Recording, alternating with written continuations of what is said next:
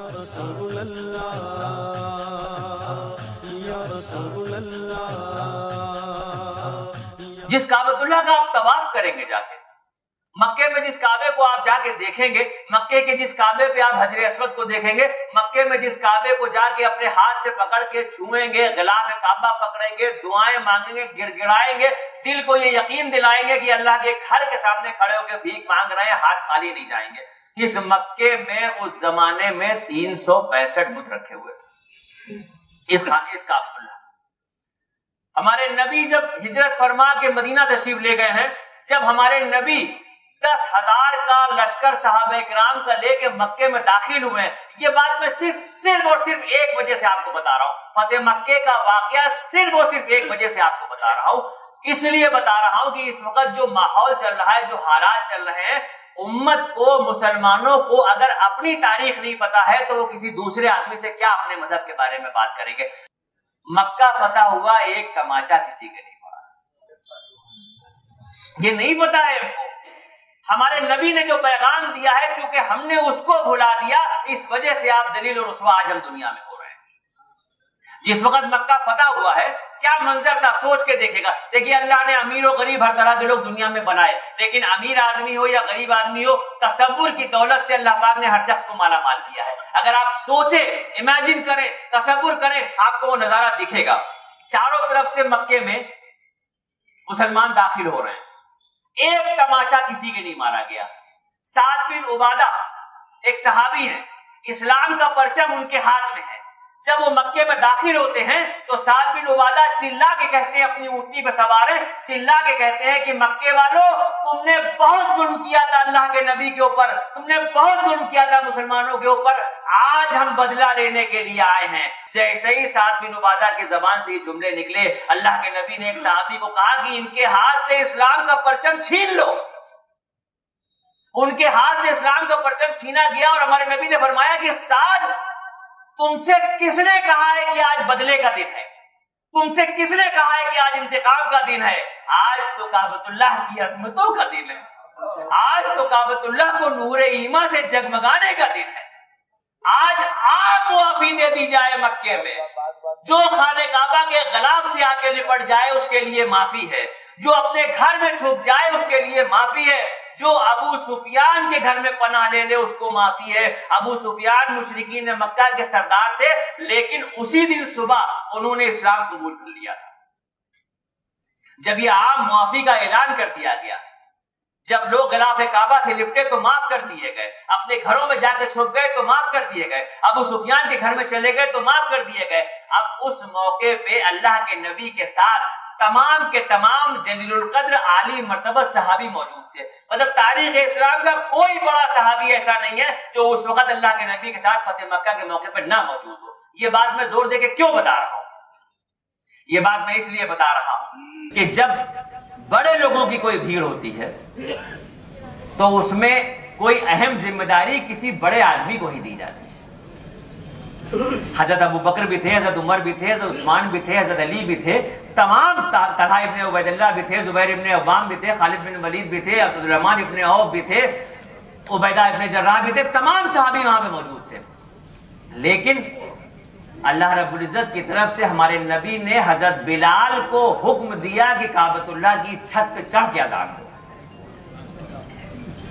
مکے میں داموں بکے ہوئے بلال، جو مکے میں غلام بن کے آئے تھے، داموں بکے ہوئے تھے، لا الہ الا اللہ کی برکت کا نتیجہ یہ تھا کہ آج ان کی قسمت میں یہ شرف حاصل ہوا کہ خانہ کعبہ کی چھت پہ چڑھ کے انہوں نے اذان دی. اور کیا اذان تھی اور کیا آواز تھی ان کی. اس کی آواز میں اجالا تھا، آدمی دیکھنے میں کالا تھا. اذان آج گونجے گی، یہ مکے میں پہلی اذان تھی. اس لمحے سے پہلے مکے میں اذان نہیں ہوئی تھی، کیونکہ اذان کی شروعات مدنی زندگی میں ہوئی تھی. ابھی جب ہم مسجد نبوی کی تعمیر آپ کو بتائیں گے، مسجد نبوی کی تاریخ بتائیں گے، تب بتائیں گے کہ اذان کی آواز کیسے شروع ہوئی تھی. یہ لمحہ ایسا تھا کہ مکے میں پہلی بار اذان کی آواز تھی. اذان آج گونجے گی کعبے کی چھت سے، اذان دینے دیکھو بلال آ گئے. حضرت بلال نے کعبۃ اللہ کی چھت پہ چڑھ کے اذان دی. جب حضرت بلال اذان دے رہے تھے تو ایک طرف ابو سفیان کے ساتھ मक्के के कुछ और लोग खड़े हुए थे जिन्होंने इस्लाम तो कबूल कर लिया था मगर अभी दीन से बहुत दूर थे।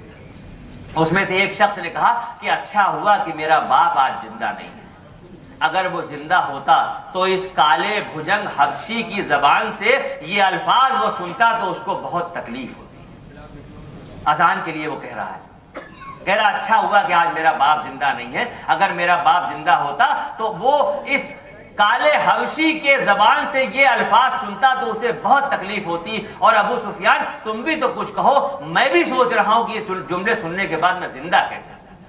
तो अबू सुफियान ने कहा कि ना, मैं तो अब इस्लाम कबूल कर चुका हूं, मैं अल्लाह के नबी के दस्ते हक परस पर इस्लाम कबूल कर चुका हूं, अब मेरी जबान से उनके खिलाफ एक लफ्ज नहीं निकल सकता।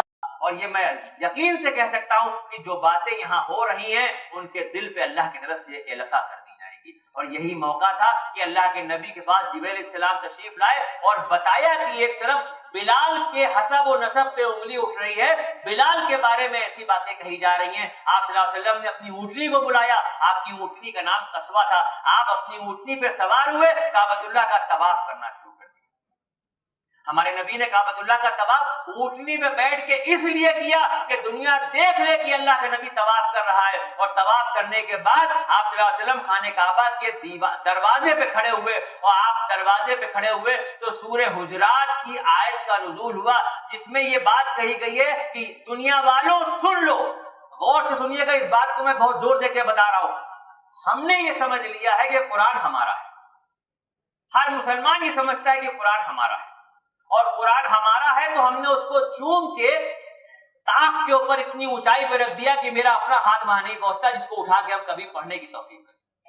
लेकिन कुरान में ये कहा जा रहा है, कुरान में बाकायदा सूरे हुजरात की जिस आयत का नुज़ूल हुआ है उसमें यानी उसमें मायने ये है कि दुनिया वालों सुन लो कि हमने तुम्हें एक माँ बाप से पैदा किया है, तुम आदम और हव्वा की औलाद हो, कोई रंग रूप भेदभाव अमीर गरीब छोटा बड़ा कोई माने नहीं रखता।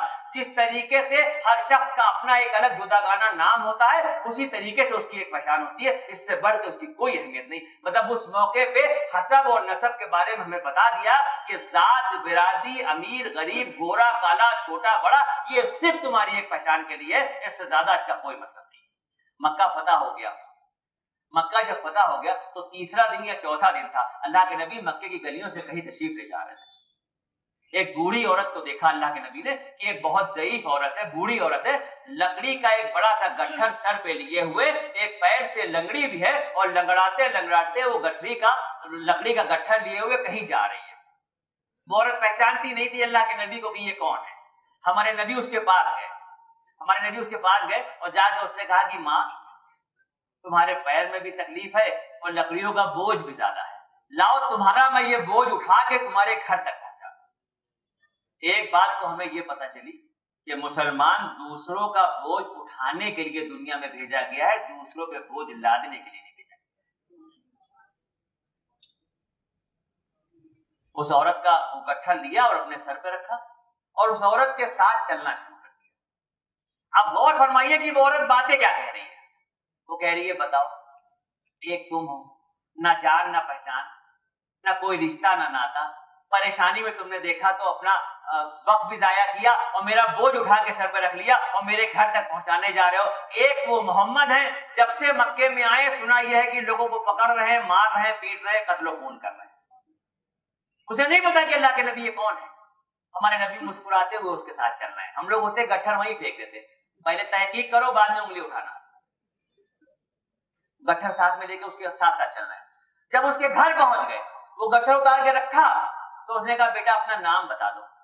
हमारे नबी ने फरमाया कि अम्मा, नाम पूछ के क्या करोगी, हमने किसी नाम के लिए, किसी नामवरी के लिए, किसी इनाम के लिए तुम्हारा काम नहीं किया, तुम्हें तकलीफ और परेशानी में देखा तो तुम्हारी मदद कर दी। उसने कहा नहीं, तुम्हें नाम बताना पड़ेगा, इसलिए बताना पड़ेगा कि कल को अगर मक्के में कहीं मुझे मोहम्मद मिल गए तो मैं उनसे कहूंगी कि एक तुम हो जो कत्ल खून कर रहे हो, एक ऐसे लोग भी हैं जो दूसरों की राह चलते मदद करते हैं।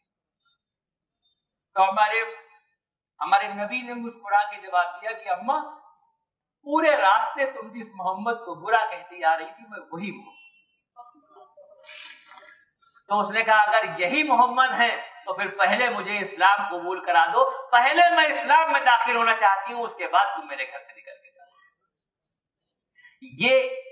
یہ مسلمان تھا، یہ مسلمان تھا، یہ مسلمان کی پہچان تھی جس نے لوگوں کے دلوں کو بدل دیا۔